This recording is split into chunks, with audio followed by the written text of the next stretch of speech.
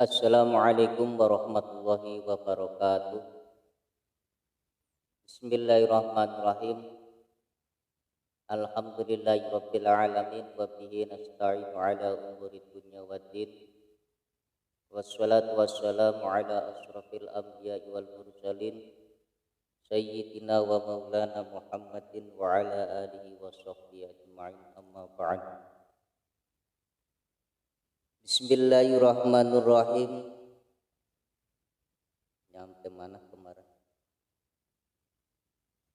Bismillahirrahmanirrahim. Qala al-musannifu rahimahullahu ta'ala wa nafa'ana bih wa bi'ulumihi wa amaddana fi daraini amin amin ya rabbal alamin.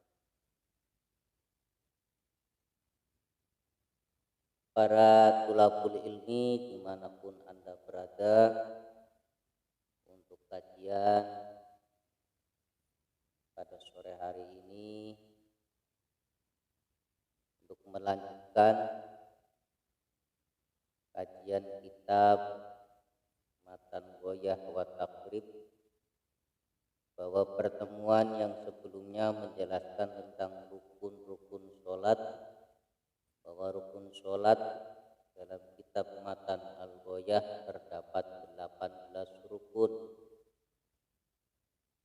Dilanjutkan dengan kesunahan-kesunahan sebelum kita menjalankan ibadah sholat fardu. Apa yang harus kita lakukan sebelum kita menjalankan ibadah sholat fardu? Mari kita simak bersama-sama kajian kitab salaf ini. Semoga kita mendapatkan ridho dari Allah Subhanahu wa ta'ala. Bismillahirrahmanirrahim. Wa sunanuha qabla dukhul fiha syai'ani al-adzan wal iqamah. Wa sunanuha lan utawi pira-pira kesunahane salat. Qabla dukhuli ing dalem sadurunge mlebu, fiha ing dalem salat iku syai'ani iku ana rong suwiji-wiji.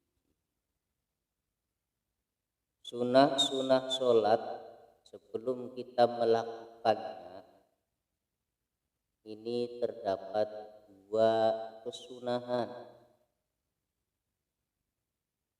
yang kita dilakukan sebelum sholat fardu. Artinya kalau kita dilaksanakan kesunahan tersebut, mendapatkan pahala dari Allah Subhanahu wa ta'ala.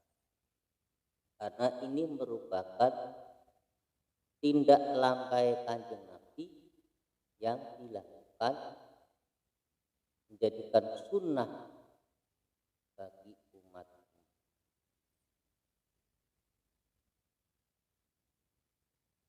Al-adzanu yuswiji adzan wal iqamatu lan qom. Rupane sing dua sunnah itu adalah yang pertama adzan.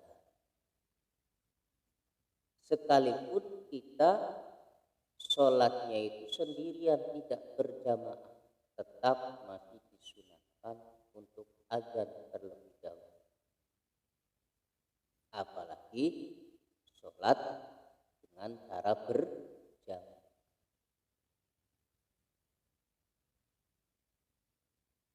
Adzan-adzan di sini juga disunahkan untuk perempuan. Ya, perempuan sendirian mau menjalankan sholat, kita disunahkan, masih disunahkan kita adzan terlebih dahulu, kita qomat. Apalagi kaum laki.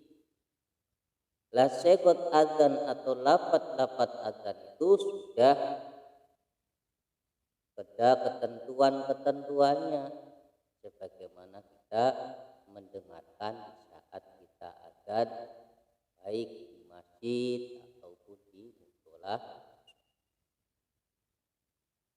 Sebagaimana kanjeng Nabi Muhammad sallallahu alaihi wasallam bersabda, "Idza hadarat shalat fal yu'adzin lakum ahadukum wal ammakum akbar." Jika waktu sholat telah tiba, fal yu'adzin lakum ahadukum, maka hendaklah salah seorang di antara kalian beradzan, wal ya ummakum akbarukum, dan hendaklah yang lebih tua di antara kalian menjadi imam. Ini kalau cara lafziah hadis tersebut, ini kanjeng Nabi menyuruh untuk adzan terlebih dahulu sebelum sholat.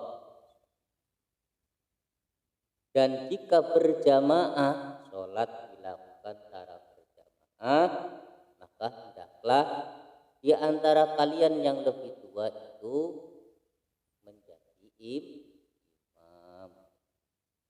Nah, ini adalah sopan santunnya kanjeng Nabi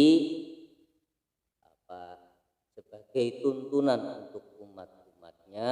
Yang lebih dahulukan adalah orang tua, tapi orang tua yang kiranya itu alim dalam segala hal, terutama dalam mengenai imam di saat sholat. Dia tahu alim dalam qiraahnya, ya, artinya baik dalam bacaan-bacaannya, itu lebih layak menjadi. Tapi kalau toh yang mudah itu lebih baik bacaan-bacaannya, itu lebih baik ya. Yaitu ya emang yang diutamakan adalah orang tua yang alim, yang mengenai, yang kenal atau tahu hukum-hukum menjadi imam. Sedangkan adzan-adzan tersebut ini sudah ada ketentuan-ketentuannya, ya. Bagaimana adzan sholat zuhur, bagaimana adzan sholat asar, yang jelas sama, terkecuali dalam adzannya waktu subuh itu ada penambahan, yaitu as-sholatu khairum minan. Nah, zaman sekarang ada adzan dibuat-buat, ditambah-tambahin, yang sudah tidak mutabah. Jangan ikutilah. Jadi jangan mengikuti orang-orang sing nyeleneh, orang-orang sing recel. Ada kan yang zaman sekarang menambahi adzan, ada hayyalal jihad, lah macam-macam. Sekarang zamannya macam, kita tidak perlu kita usil, tidak perlu kita pikirkan bahwa dia itu orang-orang yang tidak tahu tentang masalah hukum yang sebenarnya. Jadi jangan kita buat-buat, biar tenar saja. Jadi ketentuan lafaz-lafaz adzan itu sudah dijelaskan ketentuannya dalam hadis-hadis kanjeng Nabi Muhammad SAW. Yang jelas kalau kita hayyalal jihad itu memang sebetulnya jihad itu kita wajib jihad.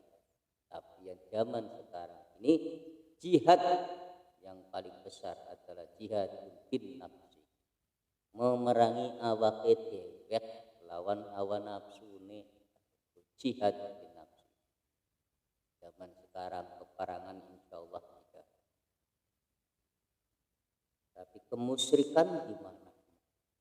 Ya, yang jelas kita mengikuti orang-orang yang melakukan sesuatu hal yang tidak umum, gitu ya. Kita ikut jamaah yang terbanyak, jamaah yang muktabaroh. Insya Allah kalau kita ikuti jamaah yang muktabaroh, itu kemungkinan besar akan selamat. Amin. Sunnah yang kedua adalah wal iqamah, qomat. Ya, iqamah ini sunnah, baik sholatnya sendirian, apalagi menjalankan sholat secara berjamaah, baik laki-laki maupun perempuan. Wong wadon juga disunahkan iqamah, sholat sendirian di rumah, kita qomat adzan sendirian, qomat sendirian itu enggak masalah, tapi cara alon-alon aja ya. Kalau perempuan diri kita, tapi pula laki-laki juga kalau sendirian, sekalipun sunnah dan iqamah juga jangan jangan keras-keras, bisa didengar oleh kita saja, itu mendapatkan kesunahan. Wa sunanuha qabla dukhul fiha syai'ani al-adzan wal iqamah. Wa sunanuha wa ba'da dukhuli fiha ay wa sunanuha wa ba'da dukhuli lan ing dalam sawise manjing fiha ing dalam salat iku syai'ani iku ana rong suwiji. Dilanjutkan kesunahan salat saat sudah menjalankan sholat. Yang tadi sebelum sholat, sekarang sudah sholat. Intadir ba'da suwai. Yang tadi kesunahan sebelum menjalankan sholat, kalau ini kesunahan di saat memasuki ibadah sholat, lagi nglakoni sholat, ning jerone sholat kita nglakoniku duweni kesunahan. Ada dua kesunahan yang dikerjakan oleh si musholli. Kalau dikerjakan mendapatkan pahala, tapi kalau tidak dikerjakan berarti tidak mendapatkan pahala. Iku at-tasyahhudu intadir, at-tasyahhudu yuh tasyahhud al-awwal kang pertama. Kesunahan yang pertama di saat kita mengerjakan sholat adalah tasyahhud awal. Tasyahhud awal itu hukumnya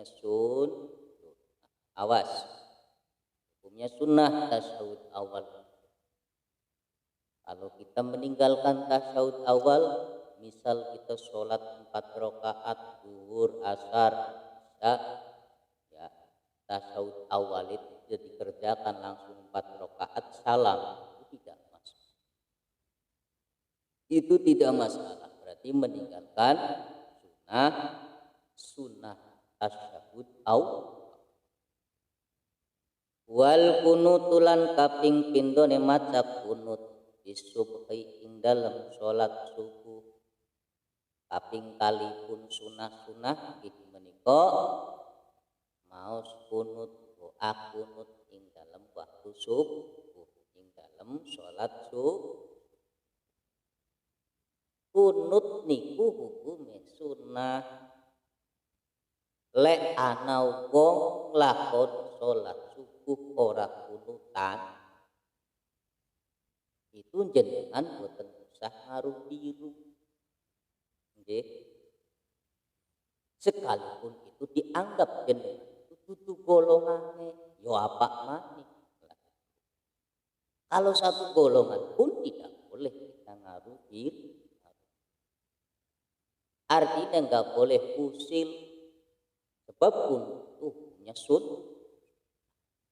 Berarti wong sing lakoni ninggal ngapunut ora entuk ganjaran kunut. Atus niku pun boten usah kula repot-repot, enggak usah kita menggunjing orang-orang yang semacam itu, sebab itu hukumnya hanya sekedar sunnah.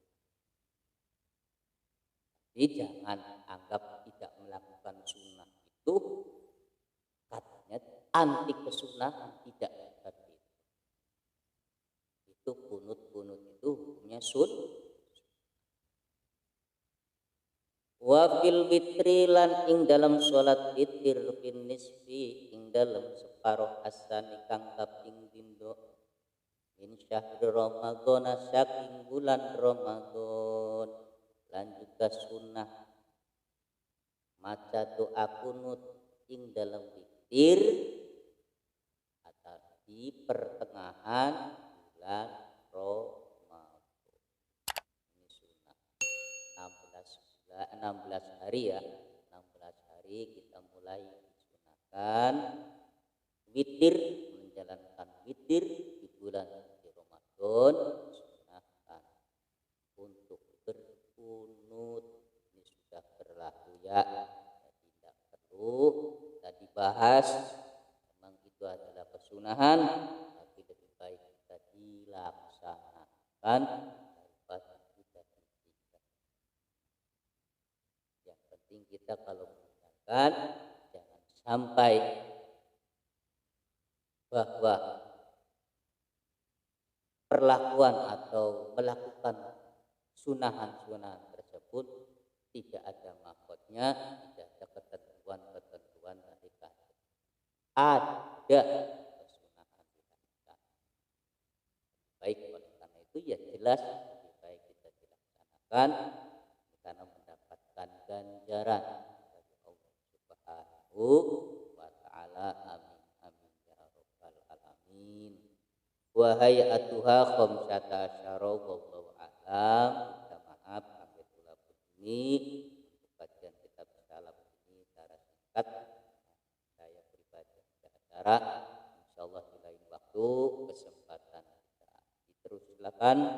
Mudah-mudahan dengan kajian kitab salaf di tengah-tengah pandemi ini Allah Subhanahu wa taala senantiasa melindungi kita semua, kita diberikan kekuatan iman dan Islamnya, dan juga kita diberikan kesehatan panjang umur dan diberkahi. Amin amin ya rabbal alamin.